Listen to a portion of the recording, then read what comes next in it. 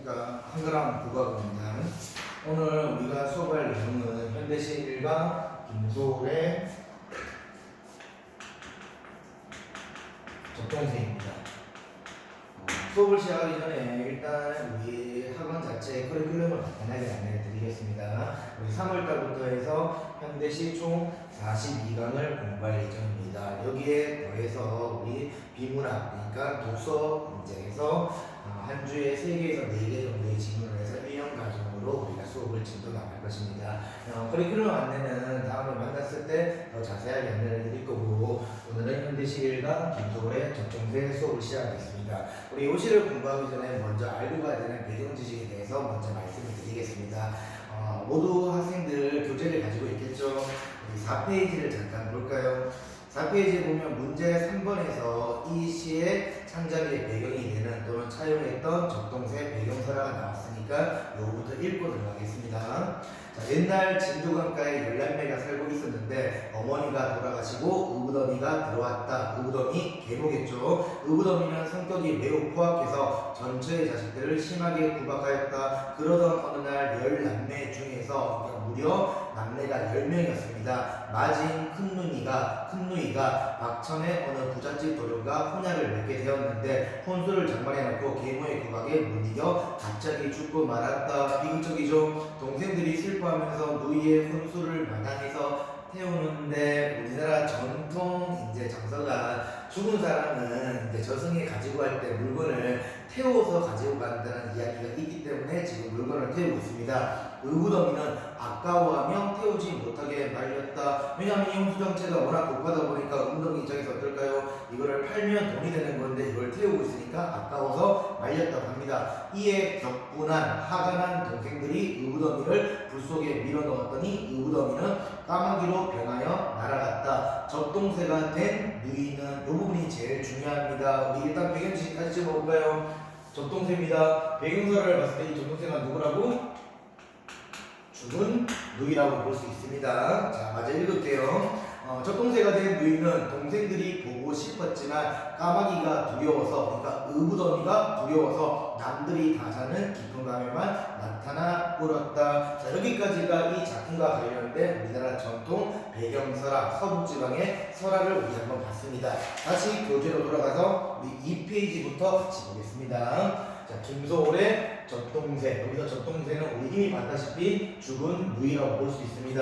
자, 우리 이 작품은 김소울이라는 작가가 워낙 유명한 사람이다 보니까 김소울에 대해서 간단하게 설명을 하겠습니다. 이분이 활동했던 시기는 일제강점기, 그러니까 1920년대라고 볼 수 있습니다. 김소울은 워낙 유명한 사람이니까 알고 있겠죠. 이 소울은 그냥 가명이라고 보면 되고, 그다음 이 김소울 작품에서 제일 유명한 작품이 우리 진달래꽃이라는 작품이 있습니다. 우리 김소울 보고 보통 이렇게 부릅니다.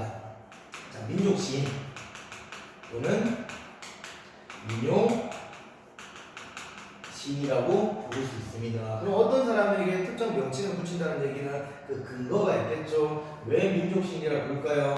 우리 민족의 전통적인 한해 정서를 시에서 다루고 있는 사람입니다. 우리 민족 보고 한해 민족이라고 부르죠. 마음속에 응어리, 그러니까 슬픔이 쌓이고 쌓이면 한이라는 감정이 생겨나겠습니다. 그 다음에 민요시라고 부르는 이유는 소위 말하는 민요 쪽 물격, 7호조, 삼음도 율격을 주로 사용하십니다. 우리 다음 시간에는 김소울의 진달래꽃을 볼 건데 간단하게 한번 언급하고 넘어갈까요? 나보기가 역겨워 가실 때에는 말없이 고이곤에 들이우이다. 7호조 삼음도 율격이 사용되고 있습니다. 그럼 이 시도 마찬가지입니다. 진두강 가람가에 살던 누나는 진두강 앞마을에 와서 옵니다. 7오 진두강 가람가에 살던 누나는, 역시나 진두강 가람가에 살던 누나는 7호조 삼음도 율격이 사용되고 있습니다. 여기까지가 김소울에 대한 간단한 언급이고, 이제 시 자체에 대해서 한번 공부를 해보겠습니다. 1년부터 같이 한번 읽어볼까요? 적동, 아우레비 적동. 우리 강연에서 공부를 할 때 표현상의 특징 그리고 내용 중심으로 설명을 하겠습니다. 미리 안내를 해드리면 우리 여기 보면 왼쪽 한번 볼까요? 선생님이 이 작품에서 제일 중요한 부분을 정리하기 위해서 지금 적어놨습니다. 작품 구조 1년, 2년, 3년, 4년, 5년 표현상의 특징, 적동세 이 빈칸을 점점 채워나가겠습니다. 학생분들은 필기를 할 때 어디에 필기를 하면 되냐면 2페이지 그러니까 시 본문 왼쪽에 보면 이해와 감상 밑에 빈칸이 있을 거니까 거기다가 필기를 같이 하겠습니다. 자 1년으로 돌아가겠습니다. 적동 아우레비 적동입니다. 이 적동세겠죠. 적동세를 잘 말하면 우리가 뭐 소적세, 두견세 또는 뭐 자규 이렇게 불리는데 이 적동은 특별한 의미가 있는 것이 아니라 적동세의 울음소리를 그냥 의성어로 제시한 것입니다. 아우레비 적동입니다. 여기서 우리 아우레비의 의미에 대해서 간단하게 짚고 넘어가겠습니다. 보통 이 아우레비의 의미는 크게 세 가지, 조금 짧게 하면 두 가지 정도로 요약 정리가 됩니다. 첫 번째가 그냥 이거는 적동세의 울음소리다 라고 보는 견해가 있고, 자 2번으로 가서 오랍이라는 의미를 담고 있다고 보는 경우도 있습니다. 근데 조금 이상한 게 있죠. 원래는 오랍인데 지금 시에서 적어놓을 때 아우레비라고 적어놨습니다. 왜 이렇게 쓸까요? 오랍이 아우레비 발음하기가 아우레비가 오랍이에 비해서 훨씬 쉽습니다. 이거를 우리가 활음조라고 합니다. 자, 발음조는 어렵게 생각하지 맙시다. 그냥 발음을 편하게 하기 위한 것입니다. 오랍이가 아니라 아우레비 이런 식으로. 자, 마지막 세 번째입니다. 아우와 플러스 오라비를 합친 말이라고 보는 견해도 있습니다. 우리 내용은 나왔습니다. 표현상의 특징 다시 가겠습니다. 적동, 아우레비 적동입니다. 요 구조를 뭐라고요? 적동세의 울음소리를 흉내낸 말입니다. 1년 정리하겠습니다. 적동세 울음소리입니다. 의성어겠죠. 다른 말로 하면 우리 음성 상징으로도 똑같은 이름을 부릴 수 있습니다. 자, 적동세의 울음소리를 제시해서 우리한테 어떤 분위기를 조성합니까? 애상적 분위기, 그러니까 약간 슬픈 느낌의 분위기를 조성하고 있습니다. 자, 2연으로 넘어가겠습니다. 진두강 가람가에 살던 누나는 진두강 앞마을에 와서 웁니다. 일단은 우리가 진두강 가람가라는 지명을 제시했습니다. 자, 가람이라는 이름은 우리 순 우리말인데 우리 학원 이름이 한가람이죠. 여기서 가람은 강을 의미합니다. 진두강 강가에 강과 강이 두 번 반복되고 있습니다. 진두강 강에 살던 누나는 진두강 앞마을에 와서 옵니다. 그럼 구체적 지명을 제시해서 우리한테 어떤 느낌을 주겠습니까? 향토적인 배경을 제시하고 있습니다. 여기서 향토적이라는 건 도시가 아니라 약간 시골의 정치가 느껴지는 걸 우리가 향토적이라고 봅니다. 진두강 강가에 살던 누나는 진두강 앞마을에 와서 옵니다. 우리 시제 하나만 체크해볼까요? 옵니다. 현재입니다. 자, 3년 넘어가겠습니다. 옛날 우리나라 먼 뒤쪽에 진두강 강가에 살던 누나는 앞에서 나왔던 식구가 한 번 더 반복되고 있습니다. 의무덤이 시샘에 죽었습니다. 자, 이 연에서는 그냥 진두강 앞마을에 와서 운다고 표현했고, 3년에서는 우리 누이가 살아있는 존재가 아니라 의무덤이 시샘에 죽었다고 표현했습니다. 그러니까 요 구절의 의미는 우리 새로운 내용이 아니라 앞에서 봤던 배경설화와 관련된 내용이겠죠. 의무덤이 시샘 때문에 죽었습니다. 시제만 체크하겠습니다. 자, 과거 시제입니다. 이랬죠, 여기까지. 그럼 우리가 2연과 3년 내용 정리해볼까요? 지금 보면 알겠지만 2연, 3년 내용은 앞에서 봤던 설화의 내용을 제시했습니다. 근데 최대한 어떻게? 객관적으로 또는 요약적으로 제시하고 있습니다. 여기서 객관적이라는 이유는 실적과제의 정서가 드러나지 않습니다. 실적과제의 정서가 드러나지 않습니다. 그냥 있는 그대로 서로의 내용을 우리에게 제시하고 있는 부분입니다. 자, 사연 넘어가겠습니다. 누나라고 불러보랴. 누나라고 불러볼까? 오오 불서러. 중요한 특징이 나왔습니다. 오오 불서러. 여기서 불이라는 건 그냥 방언에서 쓰이는 건데 오오 몹시 서러워 정도로 해석하면 되겠습니다. 우리 오오 불서러 1번부터 가볼까요? 연탄절입니다. 오오 감탄사잖아요. 그러니까 읽을 때 오오 이런 식으로 읽으라고. 자, 2번 가겠습니다. 오조 자체가 격정적이죠. 마지막 3번 시적 화자의 주관적 감정이 직설적으로 표출되고 있습니다. 물론 해석하기 나름에서 여기서 불서로를 화자의 감정으로 보지 않고 누나의 감정이라고 보는 경우도 있지만 일반적으로는 시적 화자의 감정으로 보는 경우가 많습니다. 오 불서로, 몹시서러워, 영탄적, 격정적으로를 통해서 감정을 표출했습니다. 시세움의 몸이 죽은 누구의 의부dom이 시세움의 몸이 죽은 우리 누나는 특징 나왔습니다. 누나는 근데 사연으로 가면 우리 누나라고 표현했습니다. 자, 1인칭입니다. 자, 화자가 누구라고? 우리 누나입니다. 백에서에서 봤다시피 이 누나의 특징은 뭐냐면 10남매 중에서 첫째 누나였고 밑에 남동생이 9명 있었습니다. 그럼 시적화자의 특징에 대해서 우리 책에 보면 우리 누나라고 했으니까 9명의 동생 중에 한 명으로 봐도 무관하겠죠. 자, 1인칭 화자입니다. 그리고 우리라는 얘기는 조금만 더 멀리 간다 그러면 넓게 간다 그러면 우리의 누구도 포함될 수 있을까요? 이 시를 읽고 있는 우리 독자들도 포함이 될 수 있겠죠. 그래서 공동체적 범위로 확장하고 있는 부분입니다. 남 얘기 아니라 우리 누나라고 표현해서 이 시를 읽고 있는 독자까지 포함시키는 개념으로 볼 수가 있습니다. 죽어서 적동세가 되었습니다. 요거는 앞에서 나왔었죠. 죽었습니다. 죽어서 적동세가 되었습니다. 쭉 연결이 되는 겁니다. 웁니다. 죽었습니다. 죽어서 적동세가 되어서 아마 울고 있겠죠. 시제 체크하겠습니다. 되었습니다. 과거 시제로 볼 수 있습니다. 우리 사연 내용 다 봤으니까 정리를 하겠습니다. 죽은 의의 자, 한이 드러나겠죠? 그 다음 마지막 오연으로 넘어가겠습니다. 아홉이나 남아있던, 그러니까 남아되던 오랩 동생을 죽어서도 못 잊어서, 차마 못 잊어서, 왜 죽어서 잊지 못했을까요? 누구 때문에? 오랩 동생. 걱정되기 때문에, 또는 미련이 남기 때문에, 또는 그리움 때문에, 야상경, 새벽 1시부터 보통 4시까지 그냥 깊은 밤 정도로 해석하면 되겠습니다. 남다 자는 밤이 깊으면 이산저산 옮아가면서 누가? 적동세가 누나가 이산저산 옮아가면서 슬피 웁니다. 내용이 살짝 더해졌습니다. 그냥 웁니다. 여기로 가면 이산저산 옮아가면 슬피 웁니다. 시제 체크하겠습니다. 현재 시제입니다.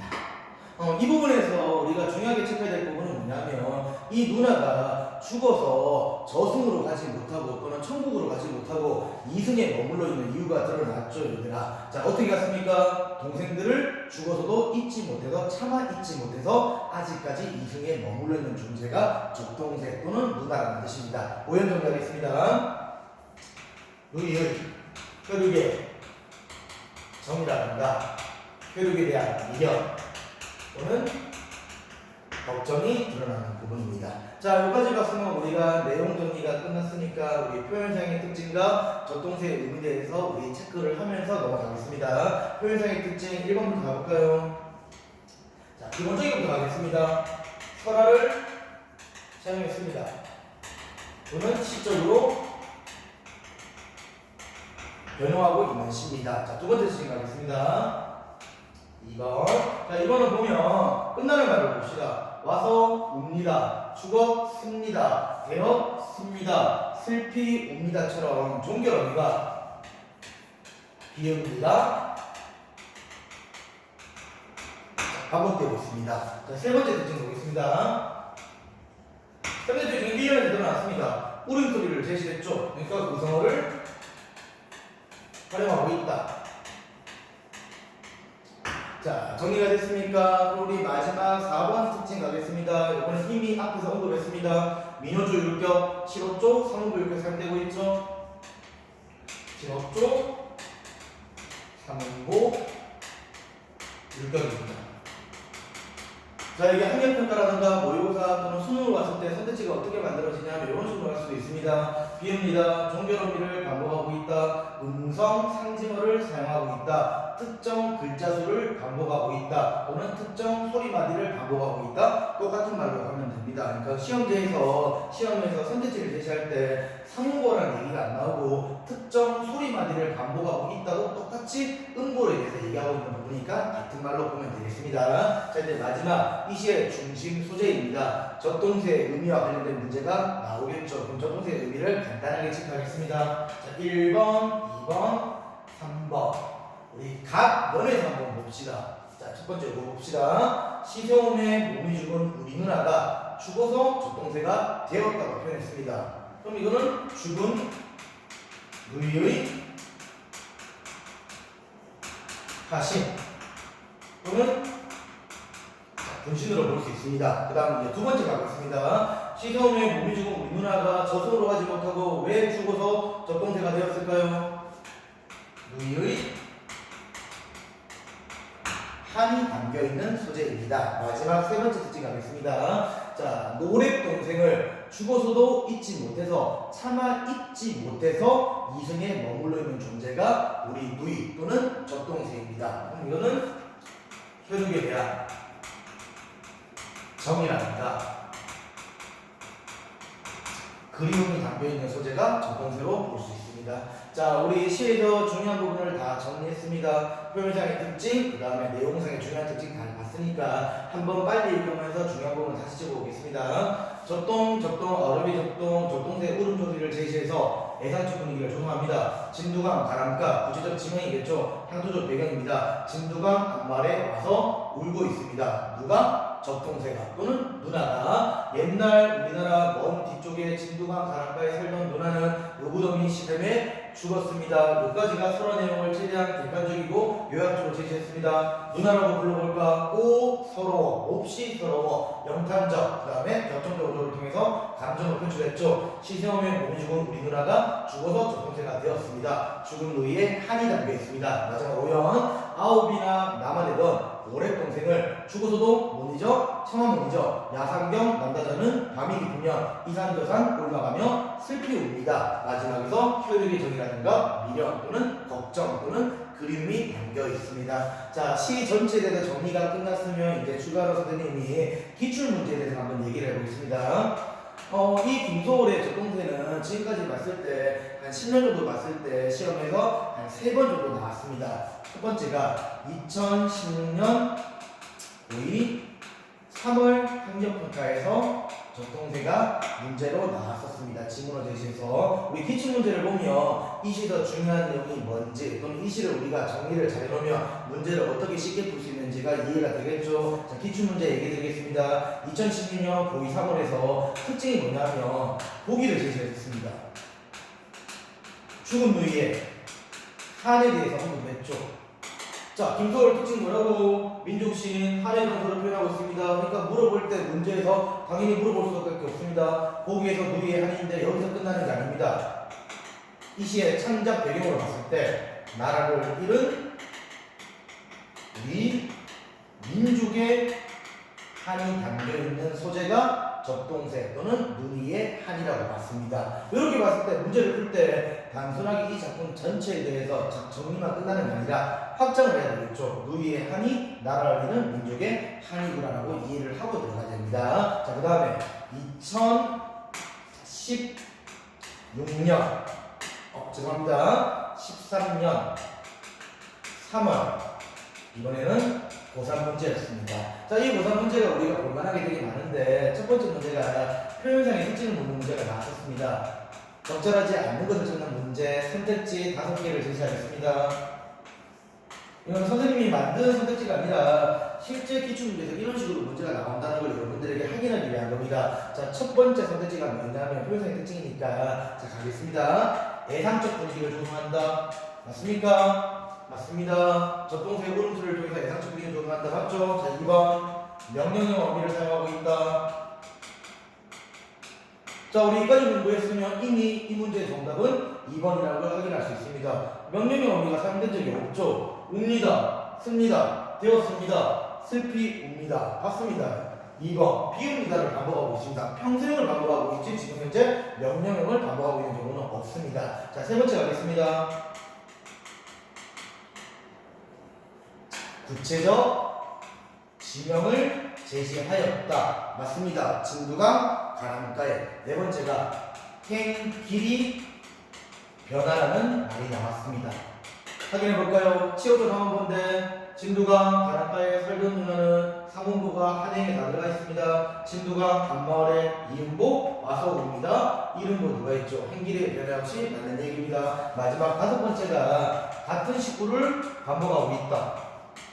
맞습니까? 진두강 가람가에 살던 누나는 진두강 가람가에 살던 누나는 또 식구가 바뀌었죠. 접동 아우레비 접동 반복되고 있습니다. 이 부분에서 우리가 A 구조로 보는 경우도 있는데 이거는 그냥 간단하게 언급만 하고 넘어가겠습니다. 자, 식구가 반복되고 있다. 역시 맞는 얘기죠. 자, 우리 작품에 대한 이해가 끝났으니까 문제도 쉽게 풀 수 있죠. 그러니까 이 문제는 고1 문제가 아니라 무려 고3 문제에도 불구하고 여러분들은 작품 정리가 끝나면 쉽게 풀 수 있는 문제가 되겠습니다. 자, 2번 문제로 가겠습니다.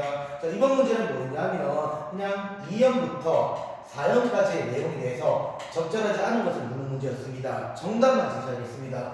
2형에서 3년으로 가면서 하자가 대상을 바라보는 태도가 부정적으로 변하고 있다는 말도 안 되는 선택지가 나왔습니다. 그러니까 정답으로 가겠죠. 우리 2형 설명 볼까요? 진두강 가람가에 살던 누나는 진두강 한마에 와서 옵니다. 옛날 우리나라 먼지 쪽에 진두강 가람가에 살던 누나는 의부어미 시름에 죽었습니다. 설화 내용을 객관적 요약적으로 제시하고 있죠. 지금 이 부분에서 화자의 태도는 드러나지 않습니다. 물론 시 전체에서도 화자의 태도를 찾으라 그러면 시적 화자가 뭡니까? 우리 누나라고 해서 1인칭 화자죠. 공통제적 범위를 확장한다고 해서 지금 누나를 어떻게 바라보고 있습니까? 부정적인 태도로 바라보고 있는 게 아니라 동정과 연민 또는 그리움의 태도로 바라보고 있겠죠. 자, 그다음 마지막 세 번째 문제입니다.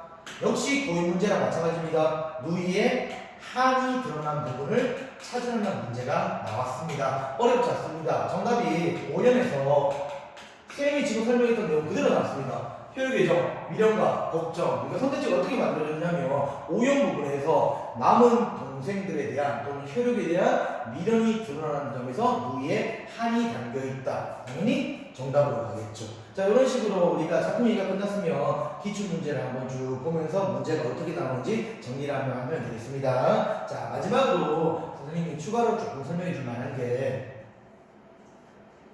오늘 자, 새가 나왔습니다. 새가. 이 새라는 대상 자체는 우리 문학에서 고전 시간부터 현대 시까지 왔을 때 처음으로 김소월이 만들어낸 대상이 아니라 옛날부터 지금까지 존재했기 때문에 문학에서 자주 언급이 되는 부분입니다. 자, 이거는 우리 교재에 빈칸이 많이 있을 거니까 필요한 부분에 우리 한번 정리해 봅시다. 외부 지문 문제가 나왔을 때 이 문제를 맞추기 위해서 선생님이 추가 설명하는 부분입니다. 자, 첫 번째, 고전 시가에서 백부라는 대상이 아마 공부를 해보면 알겠지만 자주 나올 것입니다. 갈매기입니다. 어떤 작품에서 드러날까요? 보통 강호 한정가, 쉽게 얘기하면 자연 친화 작품에서 무라 일체의 대상이 되겠습니다. 대부분의 작품에서. 자, 두 번째, 우리 황지우의 새들도 세상을 뜨는구나 생략하겠습니다. 여기서 새는 뭘까요? 자, 간단하게 그림으로 보여드릴까요? 독재정권 당시에 생긴 작품입니다. 마이너스 3개 시적 화자가 머물러 있습니다. 근데 세상 새들은 이 마이너스 3개를 떠날 수가 있습니다. 다시 정리해볼까요? 화자는 군부 독재정권이라는 자유가 존재하는 세계에 머물러 있지만 새들은 이 세상 밖을 떠나갈 수가 있습니다. 이 새는 뭘까요? 화자와 대조되는 대상이겠죠. 자, 이제 세 번째 작품으로 가겠습니다. 유리방에 황조가라는 고대가 있습니다. 이거는 시가 워낙 짧다 보니까 선생님이 처음부터 끝까지 한번 읽어드리겠습니다. 헐헐 나는 꾀꼬리 암수소로 정답구나. 외로울사 이내 몸은 니와 함께 돌아갈 곳. 정리됐습니까? 헐헐 나는 깨꼬리는 암수사도로 정다운데 외롭구나 이내 몸은 니와 함께 돌아갈 곳. 여기서 새는 역시 마찬가지죠. 하자와 대조되는 대상입니다. 이랬죠 여러분들? 자, 시자가자는 지금 솔로입니다. 외롭습니다. 근데 홀로라는 깨꼬리는 암수가서로 정답습니다. 하자와 대조가 되겠죠. 자, 네 번째 가겠습니다. 서정주의 기촉도라는 작품이 있습니다.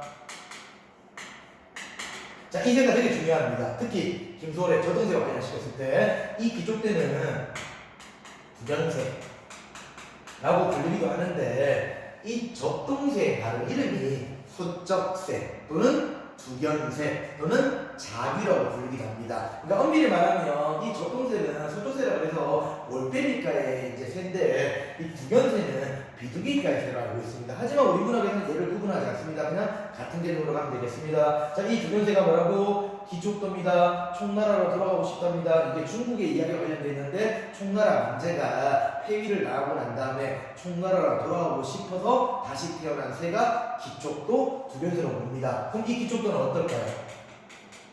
한의 정자가 담겨있겠죠.